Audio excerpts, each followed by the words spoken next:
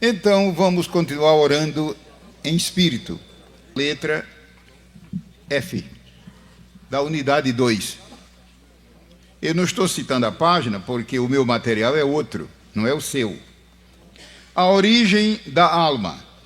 É claro que eu estou incluindo também o espírito.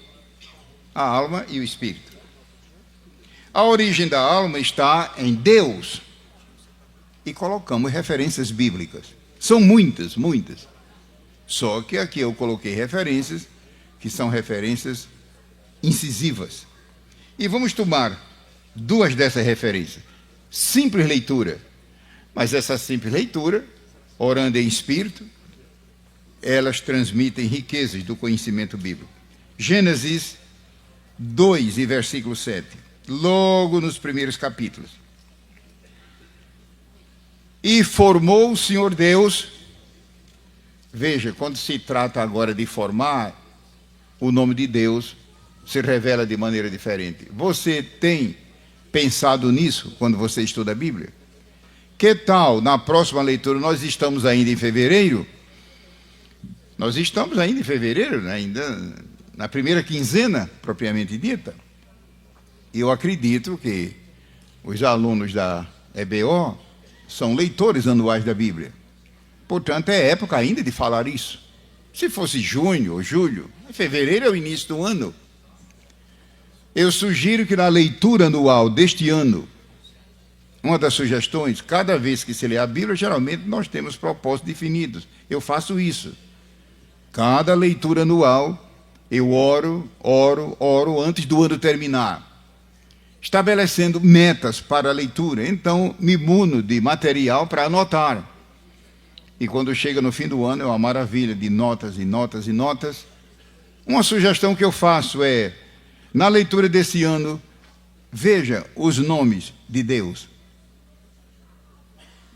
Deus se revela na Bíblia com uma multiplicidade de nomes. E muita gente pensa que isso é apenas poesia e etc. O acaso. Mas Deus tem um propósito nisso. Cada nome desse revela uma riqueza de conhecimento. Veja, aqui no 2 e versículo 7 diz: e formou o Senhor Deus. Por que não diz Deus? E por que não diz só Senhor? E o mais interessante é se você pegar o original, e não custa nada adquirir o dicionário de Vine. Ontem eu olhei na livraria, que ainda tem à venda, ou outra fonte segura, bíblica. Mas aqui é uma riqueza que eu não vou me deter. O Senhor Deus, quando Deus criou o universo, é Deus. Mas agora é Senhor Deus. Soprou em seus narizes, versículo 7, o fôlego da vida. Porque se fosse traduzir o original ao pé da letra, não condiz com a estrutura sintática da língua portuguesa. É uma dificuldade. Cada língua tem sua estrutura sintática. Não estou dizendo morfológica. Morfologia não é problema. São as palavras isoladas. O problema é quando a palavra entra na fluência do sentido, no original. Isso aqui é plural. Fôlego das vidas. Mas em português não dá para traduzir. Porque um crente fraco vai terminar pecando. Então, os tradutores utilizam o bom senso. O original diz ao pé da letra, fôlego das vidas. Mas é uma riqueza, porque certamente é Deus falando a vida do corpo, a vida da alma, a vida do espírito. Mas essa informação pode ser útil no seu estudo pessoal. Fôlego da vida. E o homem foi feito alma vivente. Então não é melhor ficar com a Bíblia do que com os filósofos ateus? A outra referência que eu queria ler, os irmãos notaram que eu coloquei um grupo. Essa de Isaías 57. Vamos lá. Isaías 57, 16. As referências estão limitadas dentro do contexto do tempo e do espaço também do papel. 57, versículo 16. Os irmãos vão notar que nós vamos considerar mais o final do versículo. Mas vamos ler o versículo todo. Porque para sempre não contenderei, nem continuamente me indignarei, porque o espírito perante a minha face se enfraqueceria, e as almas que eu fiz, espírito e alma, distintos. Mas o que eu quero chamar a atenção é para a alma, porque o que está na apostila é falar sobre a alma, as almas que eu fiz. Então é Deus o autor não só do corpo, mas da alma. Voltando ao livro, o Manual da Escola. A origem da alma, individualmente, ou seja, no indivíduo, em você e em mim, e nos milhões e bilhões de habitantes, isto é, se ela é pré-existente ou não, bem como o momento em que ela passa a habitar o corpo humano incipiente. Cuidado, eu estou dizendo incipiente com C. Se eu colocar incipiente com o S é outra coisa. Eu acho que você sabe o que é incipiente com o S, com S. Ou há necessidade de explicar isso? Eu não vou aqui chover no molhado explicar uma coisa que os irmãos não sabem. Senão vai ficar dando a impressão que eu estou achando que os irmãos não conhecem as coisas. E Deus me guarde de ter esse espírito. A minha impressão é que os irmãos aqui são sábios. Como disse Moisés uma certa vez, este povo é só gente sábia e entendida. Então, há necessidade de mostrar essa diferença? É claro que ficaria melhor se eu usasse vídeo. Eu não vou usar, que não há tempo para isso. Se eu disser incipiente com C, como está aqui na apostila, significa algo que está começando agora. Por exemplo, uma florzinha, quando ela abre. Um filhotezinho, digamos, de um arrão, uma coisinha pequena. Algo que está iniciando agora.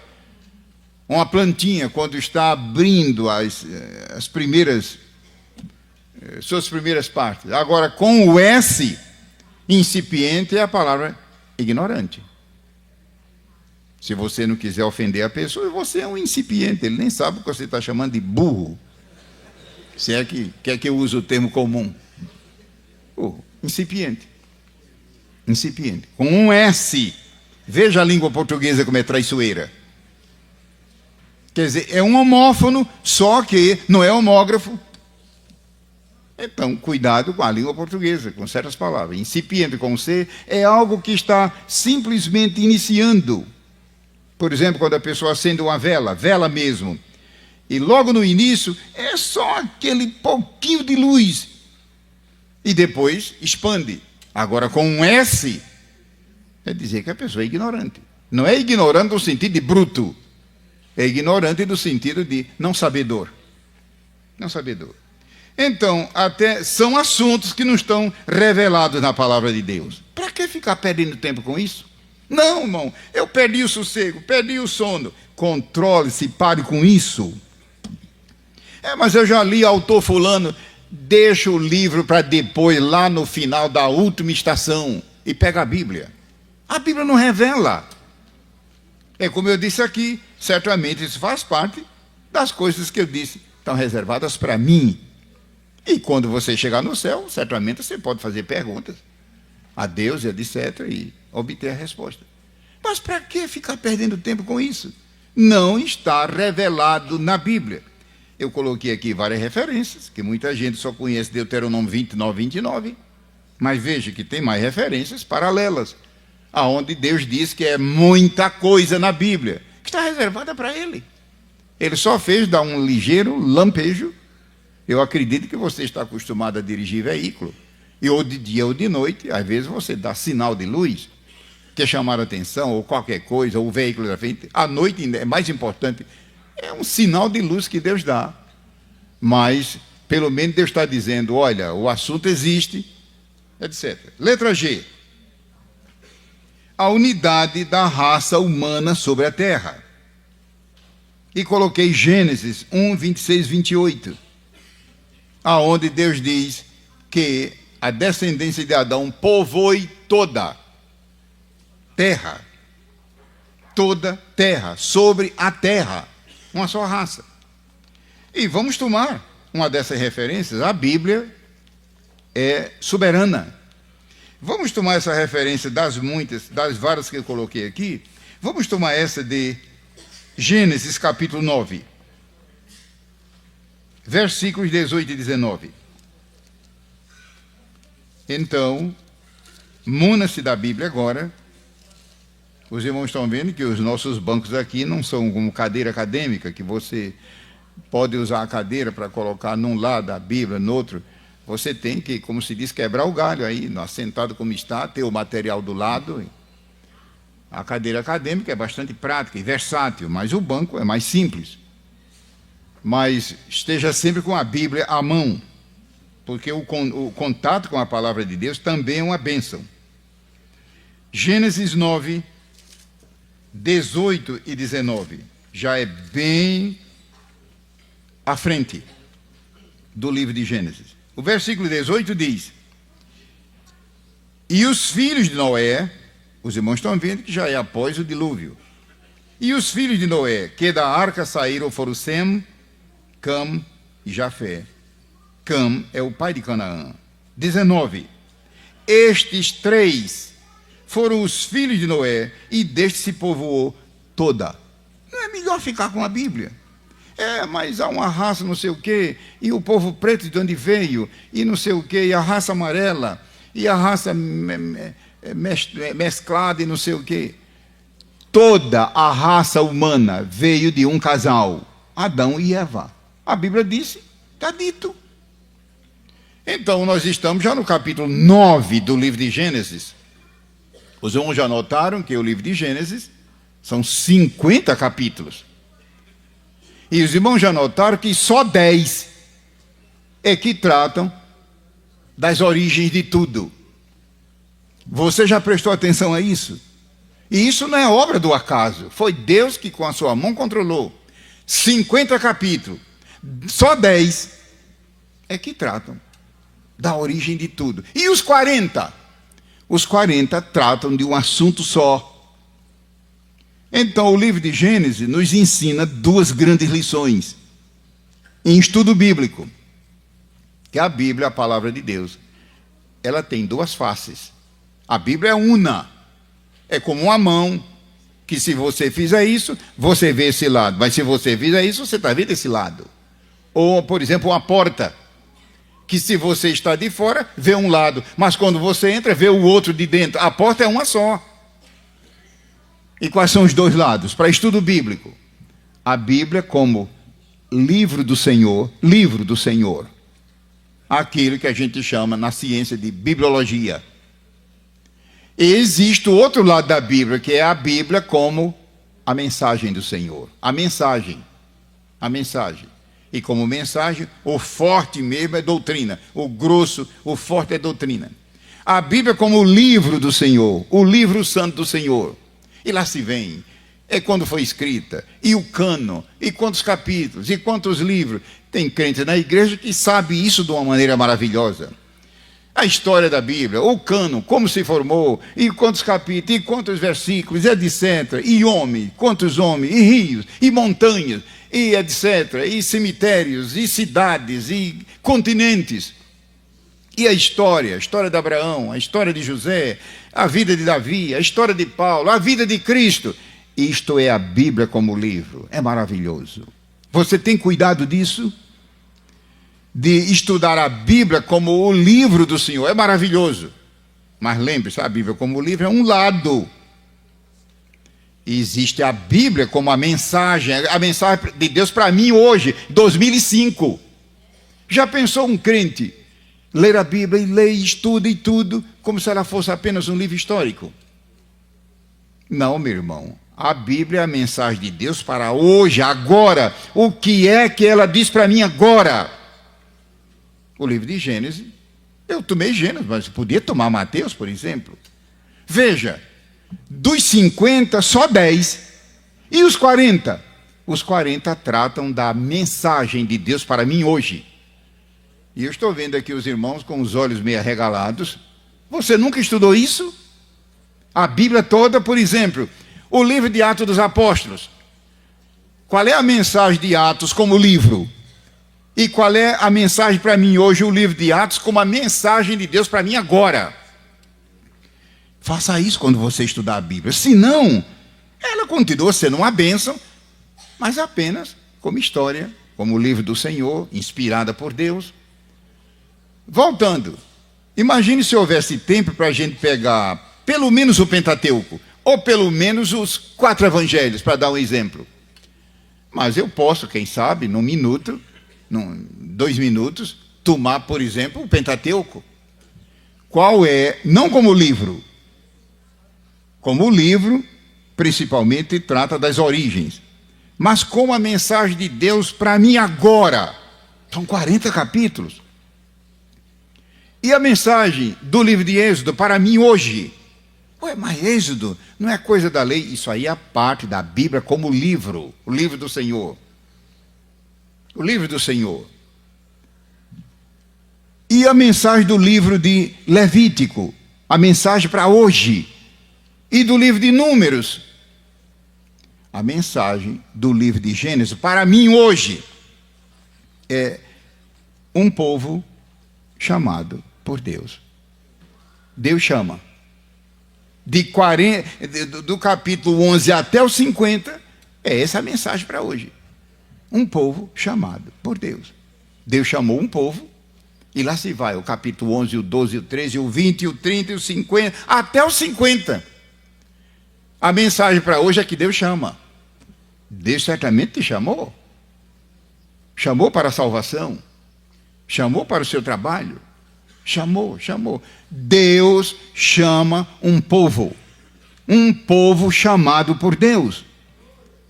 E o livro de Êxodo, não como livro do Senhor, como mensagem do Senhor, um povo aprendendo com Deus. É esse o tema, como mensagem, o livro de Êxodo. Qual é a outra que você encontra? Um povo aprendendo. O povo ficou no Egito uns 400 anos, não aprendeu nada. Lá só tinha idolatria. E já viu que o livro de Êxodo é só Deus ensinando, mas ensinando o tempo todo a outorga da lei, e lá se vem aquela riqueza do tabernáculo. Então, qual a mensagem do livro de Êxodo para a igreja, para mim, Antônio Gilberto, agora? Um povo aprendendo com Deus. Eu pergunto, basta o crente ser chamado? Ele tem que aprender. Graças a Deus que eu sou chamado, Deus me chamou para a salvação, como eu falei ontem à noite, aqui na mensagem, no culto.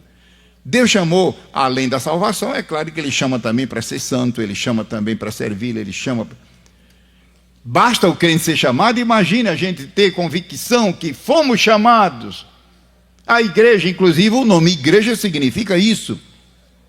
É preciso aprender. É a mensagem de Êxodo. Um povo aprendendo com Deus. E o livro de Levítico? Não a parte como livro. Eu estou, devido ao tempo, pegando só. Qual a mensagem do livro de Levítico para mim agora, nesse instante, 2005? Um povo andando com Deus. Então, basta ser chamado? Não. Basta aprender. É muita gente da igreja, irmão, que sabe, mas não quer andar em comunhão com Deus. Anda bem distante. E é perigoso andar distante. Lembra do apóstolo Pedro, que tentou fazer isso e caiu? A Bíblia diz que Pedro seguia Jesus de longe. Está escrito lá. Ficou amuado. Os irmãos se lembram que ele queria ir às forras, ele queria tomar vingança, chegou até a pegar a espada, e etc. Imagina se Jesus dissesse, Pedro pode tocar a espada. Meu Deus, ele tinha feito uma carnificina. Está certo, em defesa do mestre.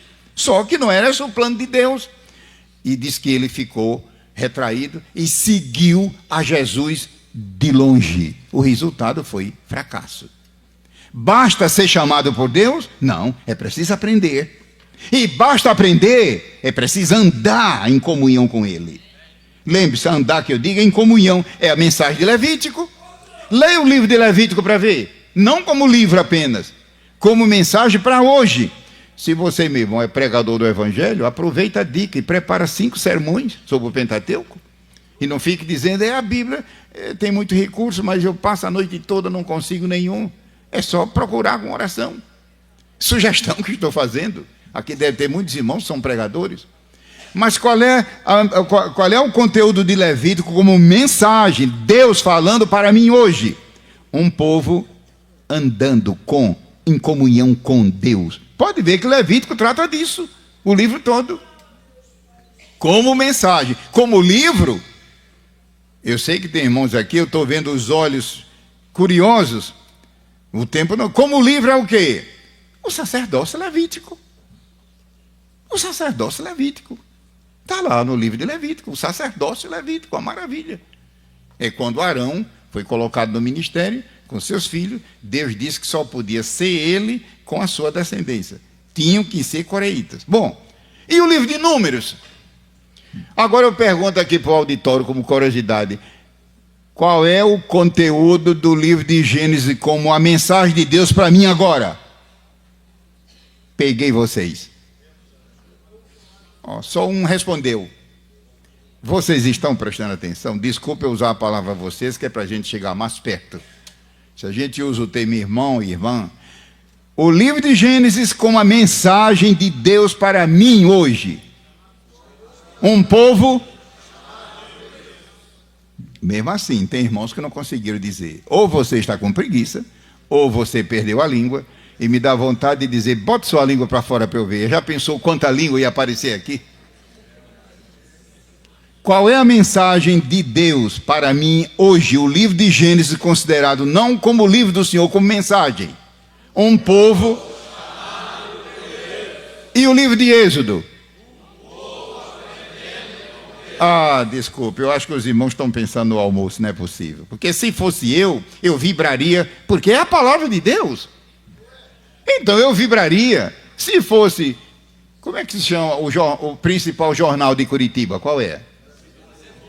Se fosse coisa da Gazeta do Povo, eu não fazia questão. Mas o livro do Senhor, vibre. Não tenha pena que o teto não vai cair, não. Foi o pastor Pimentel que supervisionou essa construção com os engenheiros. O livro de Êxodo como mensagem para agora, qual é? Um povo aprendendo. E o livro de Levítico? Vamos para o livro de Números. O livro de Números como mensagem para hoje, agora, aplicar a Bíblia aplicada hoje. Não é como o livro do Senhor em si, histórico. Veja que tristeza, um povo andando sem Deus. Leia o livro de Números para ver. É só fracasso, coitado. É só dores. É só praga. É só sofrimento. E Deus dizendo, não vou. Um povo andando. Você quer essa brincadeira horrível? Já pensou andar sem Deus?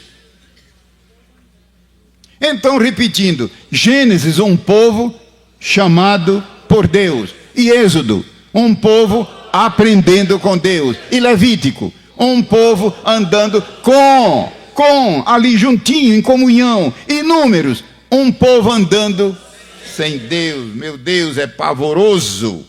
É só morte, intriga. E outra coisa, errar o caminho, se perderam no deserto e ficaram dando volta, sem sair do lugar. Tem alguém nessa situação, espiritualmente? Dando voltas, para depois chegar no mesmo local, sem nada. É o livro de Números. Um povo andando sem Deus. E na igreja acontece esse tipo de coisa. Deuteronômio. Eu estou dando apenas uma ideia de quando você estudar a Bíblia, ver esses dois lados. A Bíblia como livro do Senhor. Rios, povos, nações, cidades, sepulturas, homem, mulher, criança, nora, pai, tio, genro. A Bíblia tem de tudo, graças a Deus. Montanhas, rios, praias, mares. Mas a Bíblia tem que ser vista como uma mensagem de... Mas, irmão, e um livro como, por exemplo, Naum? Tem também. Bom, Deuteronômio. Um povo alertado por Deus. Qual é a mensagem de Deuteronômio? Não é essa? Um povo, Deus, tome cuidado. Cuidado. Ou seja, um povo alertado, admoestado. Todo o livro de Deuteronômio trata disso. Abra o olho. Tome cuidado. Ah, mas eu já tenho 50 anos de crente, eu sou pastor há 60 anos, não tem problema. Deus continua dizendo, tome cuidado. Tome cuidado. É Deuteronômio. Um povo alertado por Deus. Vamos ver se a mensagem caiu bem na mente. Alguém sabe dizer qual é o livro de Gênesis como mensagem? Qual é a mensagem para agora? Um povo chamado por Deus. E Êxodo? Um povo aprendendo. E Levítico? Um povo andando com. Que maravilha, irmãos. Andando com, em comunhão. É tudo avivado. Veja no livro de Levítico, avivamento, avivamento, avivamento. É uma bênção. E outra coisa, e a glória de Deus no meio do povo. A glória. Havia glória permanente no tabernáculo. A glória chamada Shekinah. Por falar em Shekinah, lembre-se que essa palavra não é da Bíblia. Há irmãos que não sabem, e às vezes pregam, mas não conseguem encontrar referência, porque não existe. É uma palavra sagrada, mas é uma palavra utilizada pelos rabinos, isso antes do Novo Testamento. É uma palavra bonita, Shekinah. A glória divina sobre o propiciatório, meu Deus, aquela maravilha, aquela coluna de luz sobrenatural. É Levítico, um povo com Deus no meio deles, um povo andando com Deus. É isso que Deus quer para todos nós e para a sua igreja. E Deuteronômio, qual é a mensagem? Um povo alertado, ou seja, um povo admoestado, exortado, um povo alertado. Deus alerta, porque Deus sabe que o ser humano é fraco e Deus precisa que o seu povo se mantenha atento. Eu poderia tomar agora os 4 evangelhos, mas cadê o tempo? Qual é a mensagem do livro de Mateus como livro? E como mensagem para mim agora? E Marcos, e Lucas, e João? A Bíblia se tornará muito mais cativante para você, estudando com esse ponto de vista. Voltemos à matéria. A imagem de Deus, a letra H, a imagem de Deus no ser humano. Meus irmãos, em resumo, não se esqueça, essa imagem é tríplice. Deus é triuno. Não é correto dizer que Deus é tríplice. Isso é figura do lado humano. Deus é triuno. Mas o ser humano, ele é tripartite, é tríplice. Essa natureza. Letra H. Eu coloquei várias referências, e é difícil aqui escolher uma delas, porque todas são muito importantes. Tanto essas do Novo, como as do Antigo Testamento. Mas vamos tomar Gênesis 5 e versículo 1. Está aí na apostila, a indicação da referência. E depois vamos tomar uma do Novo Testamento, porque todas elas são muito importantes. Gênesis 5 e versículo 1. Este é o livro das gerações de Adão, no dia em que Deus criou o homem, à semelhança de Deus o fez. Agora não esqueçamos que esta semelhança, que esta imagem, por efeito do pecado, está deformada, como eu disse ontem, desfigurada, a menos que Cristo entre em nossa vida e começa o caminho do retorno. É uma bênção. Então é uma hora da gente perguntar: quanto eu tenho em mim de natureza divina? É hora do crente diante de Deus falar isto. Alguém lembra daquela referência lá de 2 Pedro? De que nós somos participantes da natureza divina. Natureza. Participante. É um termo instrutivo. Ou seja, será que eu tenho 2%? 5%? Quanto? Da maneira que eu sou, e da maneira que eu vivo, e da maneira que eu ajo, e da maneira que eu faço. Não custa nada. O crente diante de Deus fazer o que ele puder, sabendo que é Deus, que o seu exame é que é perfeito. Então diz aqui, a semelhança de Deus o fez. Vamos ler uma do Novo Testamento, esta de Efésios 4. Os irmãos estão vendo que nós não estamos explanando, o pedido da escola não é esse, para explanar versículos, o tempo não dá. Os irmãos estão vendo que são simplesmente ligeiros toques, ligeiros contatos, as referências bíblicas, mas eu creio que esse material da escola bíblica, é de utilidade agora e no futuro, nos seus estudos, no seu ministério, na escola dominical, no trabalho que você faz para Deus. Efésios 4. Se for possível, lemos uma referência do Antigo e outra do Novo Testamento. Eu aconselho você a evitar de usar a palavra Velho Testamento. Não é boa tradução, não.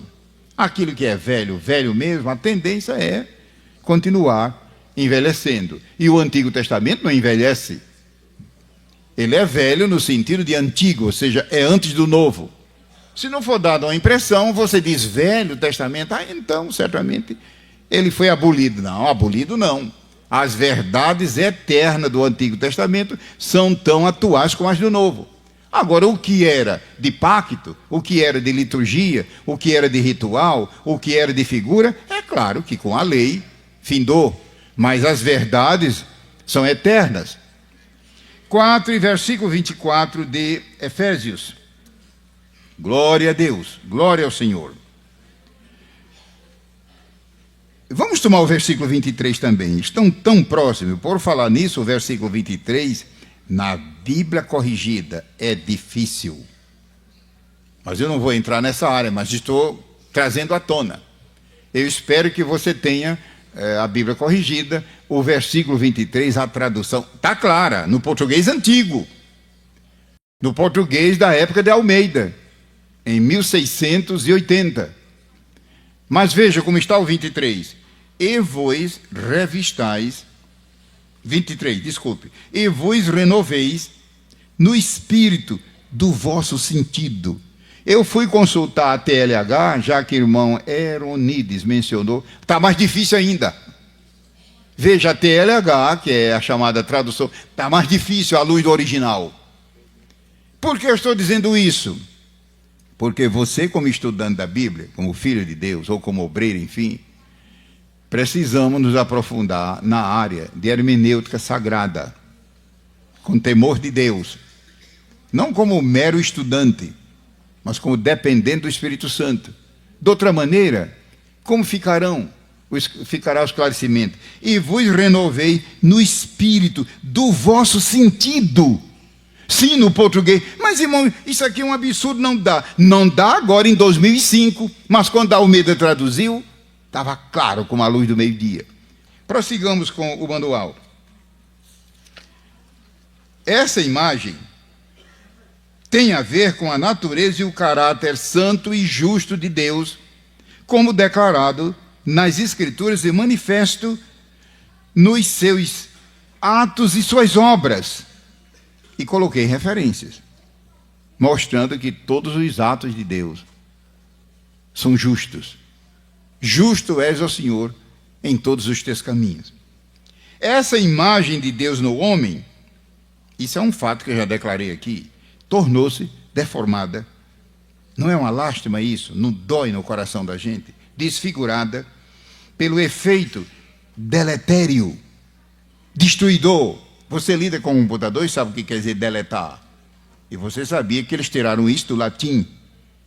Deletar em latim significa apagar. E você sabe que em computação, quando deleta, liquida com tudo. Isso pode despertar seu interesse por estudo da língua latina. Porque deletar é a palavra melhor. Sim, mas se eu colocasse uma palavra inglesa moderna, não teria o mesmo peso de deletar. E em português continua a palavra deletar no dicionário. O efeito deletério do pecado.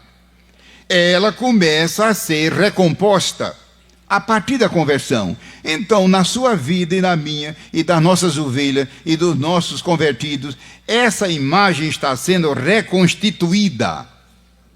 E veja, não é só a interna, em santidade, é a externa. Que eu espero na aula de amanhã, se Deus quiser, trazer o lado para o assunto prático. A igreja vem perdendo muito com isso, por causa de querer compartilhar, querer competir com o mundo. Sempre que a igreja compete com o mundo, ela perde a batalha. Sempre que a igreja compete com o mundo, em tudo, ela perde. Deixa o mundo fazer o que é dele. É como o mundo. Quando o mundo se mete a querer fazer coisa da igreja, ele perde. Mas isso dificilmente acontece, como no caso da morte de João Batista. É sempre a igreja que, quando perde o avivamento, ela quer competir com o mundo, inclusive no comportamento. E perde a batalha, perde feio. E hoje nós temos igrejas por aí, igreja que eu digo, é claro, igrejas chamadas cristãs, que praticamente perderam a identidade. Perderam, estão igual um bólido perdido no infinito, sem saber onde é norte, sul, leste, nem oeste. Em que vai dar isso? Vai acontecer de quando chegarem à presença do Senhor, ele dizer: eu não vos conheço. Mas, Senhor, nós não profetizamos em teu nome? Veja, profetizar em nome. Senhor, não fizemos milagre em teu nome não expulsamos demônio. Não vos conheço, apartai-vos de mim. Então, só com a unção do Espírito Santo, para detectar esses problemas. Os irmãos se lembram que aquelas virgens que estavam sem azeite nas vasilhas, elas eram virgens. Eu estou levando o assunto para o lado espiritual. Eu não estou falando de virgem aqui no sentido físico. Eu estou pegando o ensino da parábola. Elas estavam vestidas com trajes nupciais, quer dizer, com trajes, digamos, entre aspas, de salvação. E outra coisa, elas estavam esperando o noivo. Só que quando elas bateram a porta, quem veio atender, aconteceu o que elas não esperavam. Quem veio atender foi o dono da festa, não foi a moça. Se fosse a noiva, ela teria dito: vocês chegaram com atraso, faz de conta que ninguém sabe nada, entra aqui, entra depressa. Porque aqui no Brasil se dá jeito para tudo. Vamos ver que aqui no Brasil dá um jeito, aqui se acomoda tudo. Esse negócio vem desde a colônia, e é uma das pragas que arrasa com o Brasil. Dá jeito para tudo, entra. Mas, meus irmãos, para tristeza delas, quem veio atender a porta foi o dono da festa, o noivo.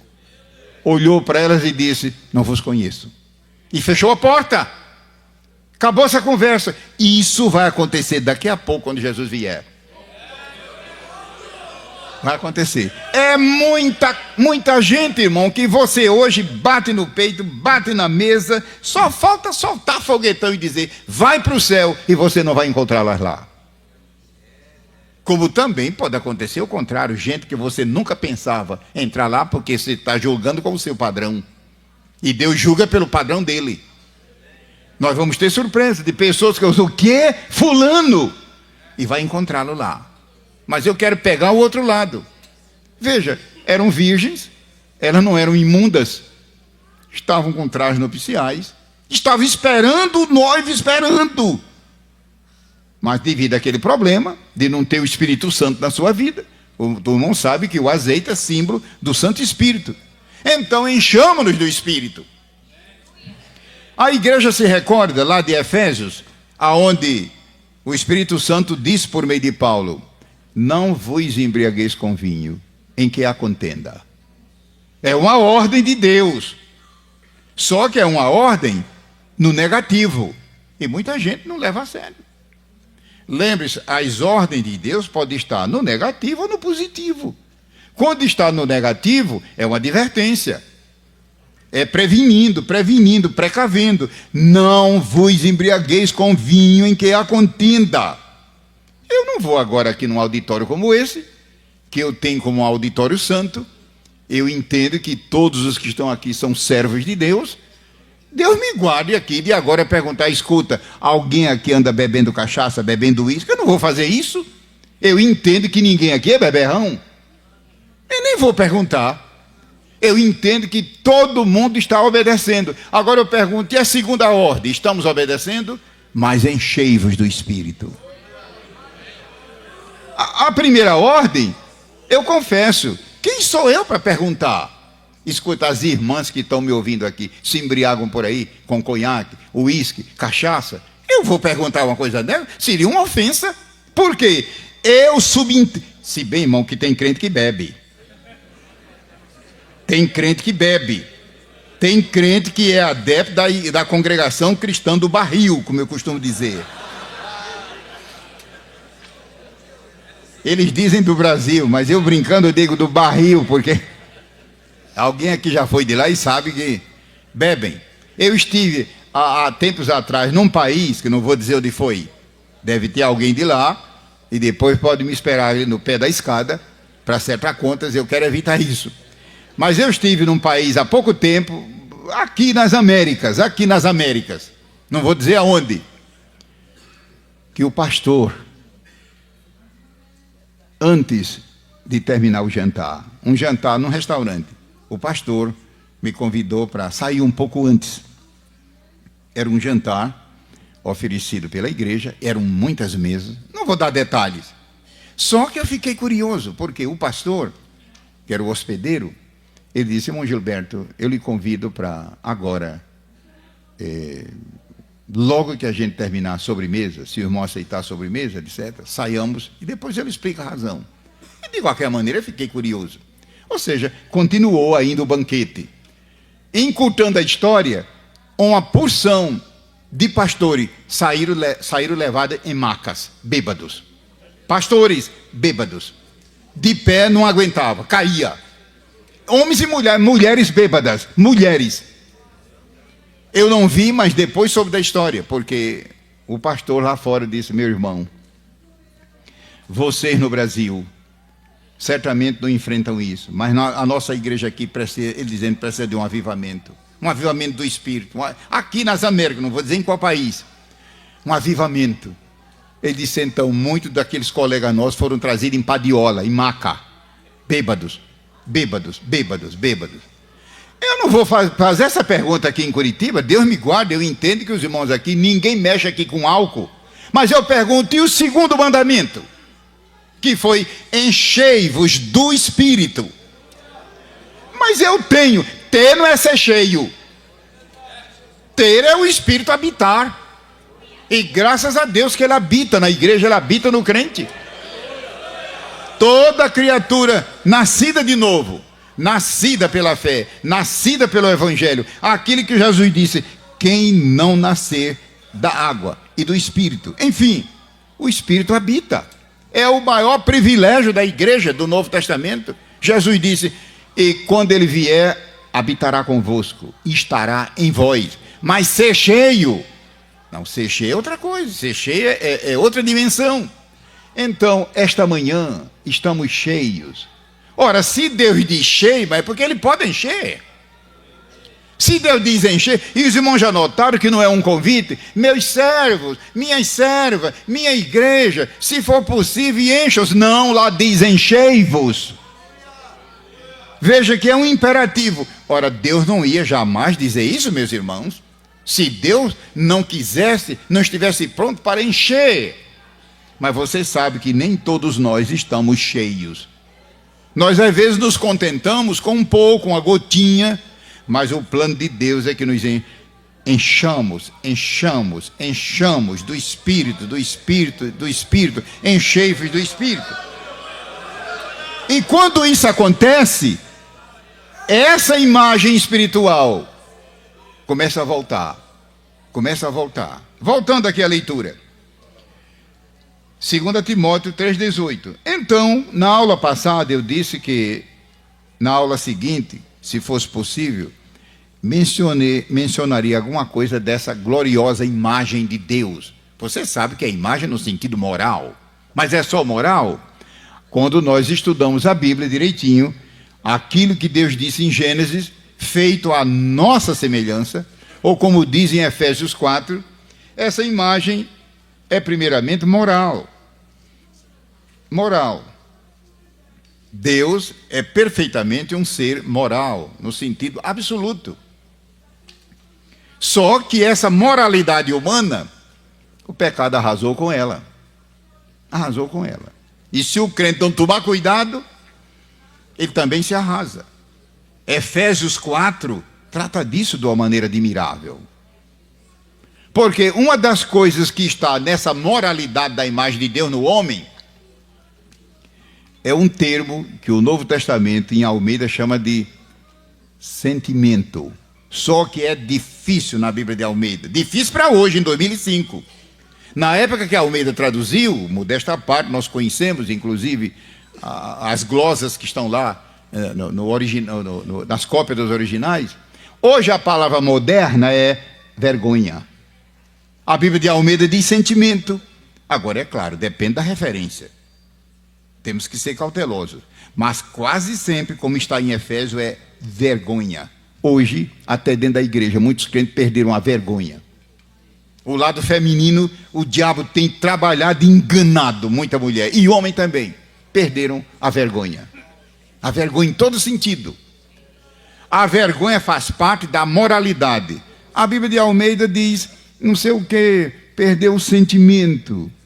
Mas na linguagem moderna, a palavra é vergonha, pudor, recato. E não é só o lado feminino, não. É o lado masculino também. Então, a imagem de Deus no homem é primeiramente moral. E essa imagem moral envolve sentimento, que na linguagem moderna é vergonha, recato, respeito. Mas é só moral? Essa imagem de Deus também está na consciência. Aquele assunto que falei de manhã cedo. Estudar a consciência na Bíblia. O que é a consciência? A consciência faz parte da imagem de Deus no homem. Agora, como é que está a nossa consciência hoje? Depois de tantos milênios de desobediência e rebeldia. É tanto que a Bíblia fala de consciência cauterizada dentro da igreja. Está lá em Timóteo. Deus tenha misericórdia de nós. Agora, meu irmão, lembre-se, a consciência não é juiz. Mas eu não faço, eu faço isso porque a minha consciência não diz que é cuidado, que isso é traiçoeiro. Deus nunca colocou a consciência para ser juiz. Eu faço de acordo com minha consciência. Errado. A consciência tem que ser ativada por duas coisas. Ativada pela Bíblia e pelo Espírito. A consciência, a minha e a tua, tem que estar ativada, dinamizada, por isso aqui e pelo Espírito. Mas a minha consciência não diz nada. Eu não acho que está errado. Todo mundo diz que eu estou errada. Eu não acho. Significa que a pessoa perdeu o sentimento espiritual. E é ultra perigoso, é ultra perigoso. A Bíblia fala disso. Então a imagem está também na consciência. Mas lembre-se, a consciência ativada, dinamizada pelo Espírito Santo. Em terceiro lugar, essa imagem que causa tanta celeuma. Meu Deus, eu já vi quase que sair chispa de fogo. Quase que briga. Meu irmão, sabe que na igreja tem crente que às vezes desafia o outro para brigar? E diz, olha, meu coração é salvo, mas isto aqui é a ponta, o músculo. É carnalidade pura, meu Deus, é terrível isso aí. Em terceiro lugar, essa imagem está também no conhecimento. Conhecimento. Não estou falando em sabedoria, em conhecimento. Como?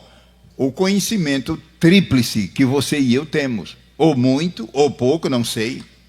Veja que em tudo está o selo de 3. Tudo no ser humano, sistema nervoso são 3. Equilíbrio. E muita gente agora vai ficar curiosa. Se bem que é uma área da psicologia muito rica. O pastor Antônio Siqueira, que também é doutor nessa área de psicologia, ele conhece a fundo, que ele especializou-se também nessa área. Irmão Siqueira, que esteve esses dias aqui. Você e eu, geralmente, entendemos que quando nós ficamos assim em pé, e sem cair, é porque as duas pernas sustentam, não são 2, são 3. Existe uma invisível, psicológica. Psicológica, é tanto que se você tiver problema psicológico, você é um desequilibrado. Nós ficamos em pé fisicamente, e veja, graças a Deus, não tem problema de cair, porque a pessoa se equilibra, e você pensa que é por causa das duas pernas. Na realidade, há uma terceira invisível, que é psíquica. Forma um triângulo. Então, tudo no homem é tríplice. O cérebro também são 3. E lá se vai, 3 divisões. Sistema nervoso são 3. Tudo à base de 3. Os componentes são 3, espírito, alma e corpo. Deus imprimiu o selo dele, e é tanta gente hoje que quer apagar este selo. E qual é esse tríplice conhecimento que o ser humano tem? Ou mais, ou menos, e às vezes nenhum. Porque a pessoa pecou tanto que apagou. Você sabe que tem gente que quando Jesus salva, a pessoa já estava praticamente dentro do inferno e Deus arranca de lá. Há mulheres e homens que quando Deus os resgata, Era só mais um segundo e caía dentro do inferno de tanto pecado. E Deus os traz de lá e os transforma e coloca na sua casa. É uma maravilha. Mas se é uma pessoa mais ou menos normal, qual é esse tríplice conhecimento? Nós, se formos mais ou menos normais, antropologicamente, temos o conhecimento de nós mesmos, só o homem tem. O gato, por exemplo, não tem. O gato é muito inteligente, o cavalo, não sei o quê, mas ele não tem conhecimento dele. Nem vai dizer uma bobagem dessa. Mas nós temos autoconhecimento. Isso é prova da imagem de Deus. Segundo, nós temos conhecimento também de Deus.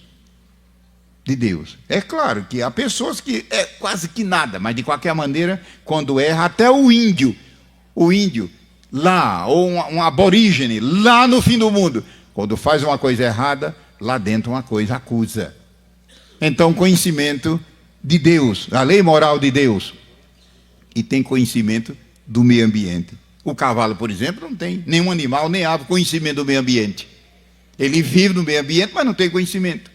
Então, o conhecimento humano é tríplice: conhecimento de si mesmo, que é uma bênção, o conhecimento do meio ambiente, que é uma bênção também, e o conhecimento de Deus, que varia muito, né? Eu estou dizendo natural. Natural. Em quarto lugar, essa imagem de Deus no homem é refletida na linguagem. Deus fala. Deus fala. E Deus fala de muitas maneiras. Havendo Deus antigamente falado de muitas maneiras aos pais pelos profetas, nesses últimos dias falou pelo seu Filho. Deus fala. Se alguém não escuta é porque está surdo. Mas Deus fala. Deus tem falado. Deus tem falado aqui na escola bíblica. Se a pessoa não quiser ouvir, aí é diferente. Mas ninguém vai dizer que Deus não está falando. Não é só falando pela palavra. Não é só falando pelo ambiente repassado da presença de Deus, mas falando diretamente a cada um de nós. Aproveite. Falando através da palavra, através dos cantos, através da sua presença. Deus tem falado. Deus fala. E a fala humana, o dom da linguagem, é um reflexo da imagem. E aí vem uma pergunta: como é que nós usamos a nossa linguagem? Há também uma quinta manifestação dessa imagem, que a Bíblia diz imagem de Deus, semelhança de Deus. A razão, o raciocínio. Como eu disse há pouco, é a mais alta das faculdades humanas. Pode ver que é a mais alta das potencialidades, sua e minha, é esta bênção chamada razão, raciocínio, que só o ser humano tem. Agora imagine Adão antes de pecar. Que sumidade não era. Mas não vamos ficar com inveja, porque Jesus vem aí e nós seremos então trazidos à imagem de Cristo, como a Bíblia prediz. E em sexto lugar, veja, ninguém consegue 7. 6 você sabe que é múltiplo de 3. Até aqui, os estudantes da Bíblia não conseguem 7. E de fato é impossível. E tudo isso reflete a triunidade de Deus, que é refletida no homem, na triplicidade dele. Livre-arbítrio. Livre-arbítrio. Livre vontade, o ser humano tem. Esse assunto eu falei esta noite, quando eu tratei rapidamente de predestinação bíblica. É uma das verdades gloriosas da Bíblia que nos enche de louvor a Deus. É a predestinação bíblica, a da Bíblia. A predestinação, segundo os teólogos, eu aconselho você a deixar em paz. E se puder sepultar com 7 metros de funduras, melhor. Sepultar. Vamos lá. Mas a bíblica, nós levantamos a mão para o céu e louvamos a Deus. Que desde a eternidade, Ele nos predestinou para ser conforme a imagem de seu Filho. Então, o livre-arbítrio é uma das evidências da imagem de Deus no homem.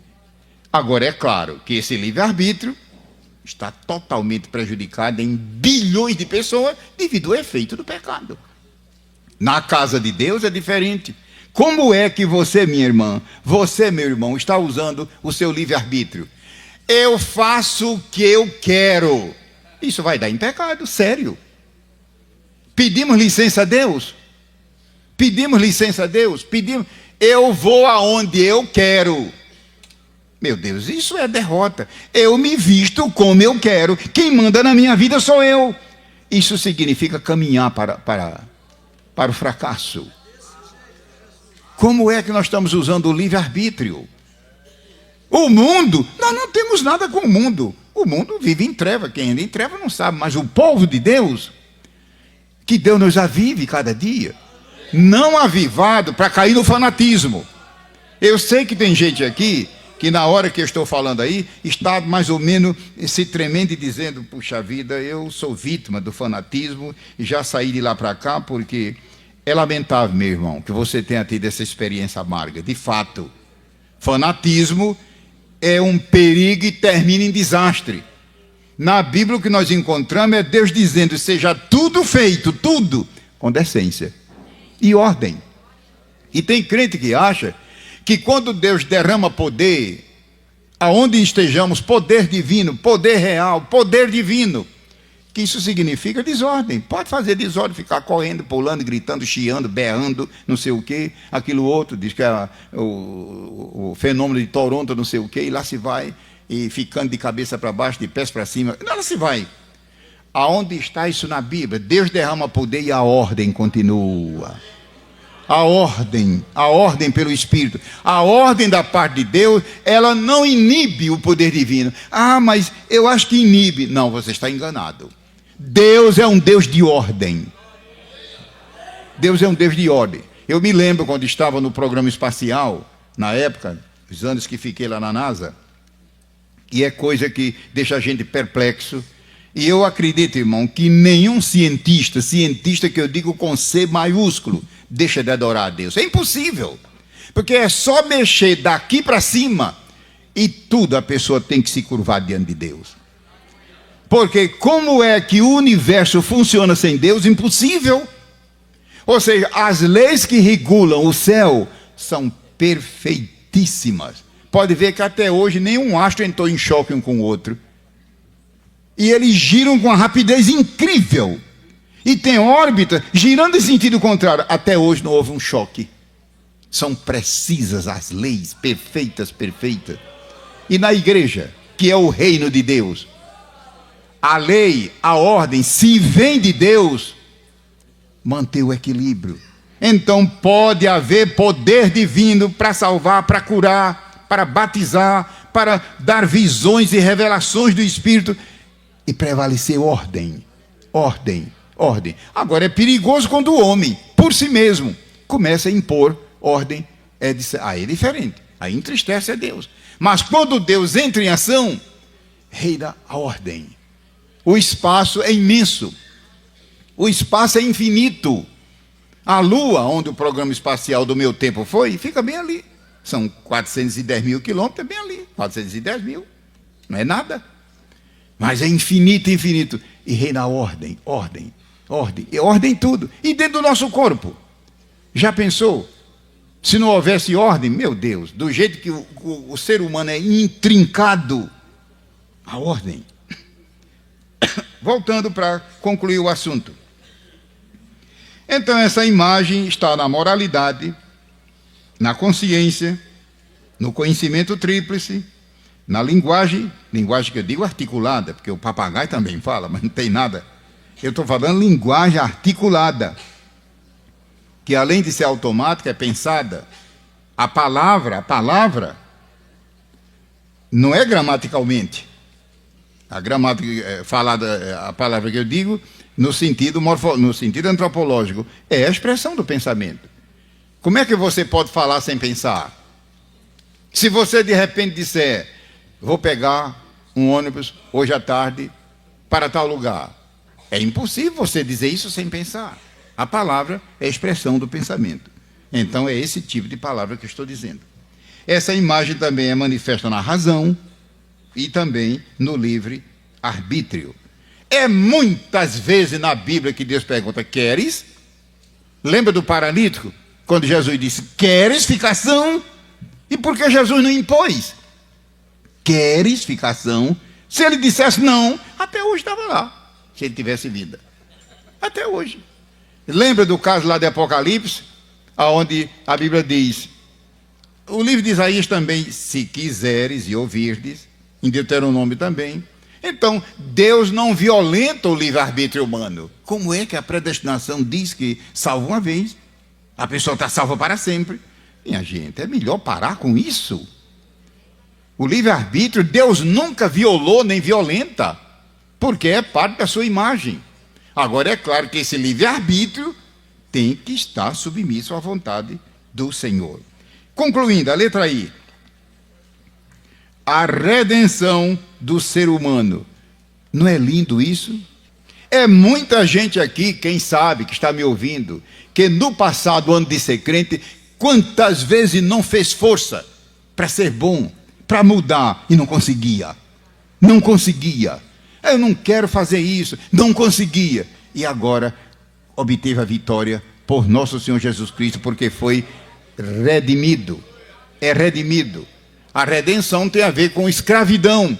E a pior escravidão é a espiritual. Aqui no Brasil, os irmãos sabem que em 1888, o Império assinou a Lei Áurea, libertando, e foi uma grande data, até hoje comemorada. Mas aquilo ali é libertação política. Hoje, 2005, só Deus sabe quantos milhões de brasileiros continuam escravos. Uma escravidão pior. Escravo da prostituição, do vício, do pecado. Meu Deus! Mas graças a Deus nós estamos libertos. Somos redimidos. Glória a Deus. Redimidos. Redimidos pelo sangue de Jesus. Essa notícia aqui. Mas é só redimidos? Veja que na própria apostila, ou mais adiante, nós falamos também de redenção e de remissão. E queria concluir e entregar o microfone lendo uma referência. Não é justo uma matéria como essa, que é Bíblia pura, e a gente falar tanto sem de vez em quando ler a Bíblia. Se bem que, num certo sentido, é a Bíblia explanada. Mas nada substitui o contato direto com a santa palavra de Deus.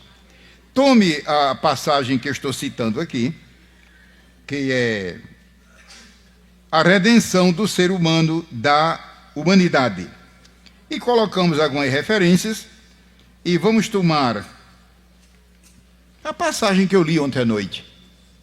É bom ela voltar aqui, Romanos capítulo 3.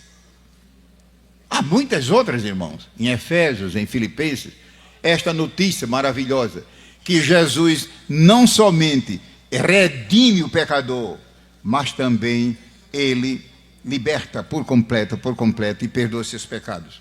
Romanos 3. Sendo justificados gratuitamente pela sua graça, pela redenção que há em Cristo Jesus. Então que Deus, pelo seu Espírito, hoje, amanhã e depois, até Jesus voltar, Deus nos revele a profundidade desse termo aqui, redenção. A gente usa isso na poesia, os músicos usam, vamos perdoar, é natural. Mas redenção no sentido bíblico, meu Deus, é algo glorioso, que Deus nos revele. Redenção tem a ver com quem estava escravo. E outra coisa, sem qualquer esperança de libertação. Aonde? Como? E Jesus nos libertou do pecado, das trevas, da ignorância, do diabo, do inferno. E agora estamos na casa de Deus. Não acredito que você queira voltar. Não acredito, não é possível. Vou pedir, meu irmão, que o irmão leia agora o versículo 25. Por favor. Ao qual 25. Ao qual Deus propôs para a propiciação pela fé no seu sangue, para demonstrar a sua justiça pela remissão dos pecados. Remissão, meu irmão, cometidos sobre a paciência de Deus. Remissão não é do pecador. Cuidado quando você pregar o evangelho. Remissão não é do pecador, é dos pecados do pecador. Nós tínhamos essas duas pragas em nossa vida. Nós éramos escravos e, além de ser escravo, tinha a condenação do pecado. É sério. Ou seja, perante o tribunal de Deus, eu e você estávamos liquidados. Sabe qual é a palavra que a Bíblia usa? Condenado. Condenado. Condenado. É o caso do versículo 25. Remissão tem a ver com pecado. Redenção tem a ver com o pecador. A obra de Jesus abrangeu as duas coisas. De uma só obra ele resolveu tudo. Tanto ele liberta, como também ele remite, que infelizmente um verbo que a língua portuguesa aboliu, mas em teologia continuamos usando. Remitir, que não é remeter. Remitir, se você pegar um dicionário enciclopédico, lá está. Remitir é perdoar, é anular, é cancelar. Jesus tanto liberta o escravo da doença, do medo, do pecado, da morte, do diabo, do inferno, liberta com mão poderosa, como remite, ou seja, cancela, anula, perdoa, liquida, zera o pecado. Louvemos a Deus por isso. É o final dessa unidade, a redenção e a remissão em Cristo Jesus. E vamos pedir que a coordenação da escola reassuma e não esqueça que amanhã nós vamos unir essas duas unidades, a 3 e a 4, e com a graça de Deus completar o assunto.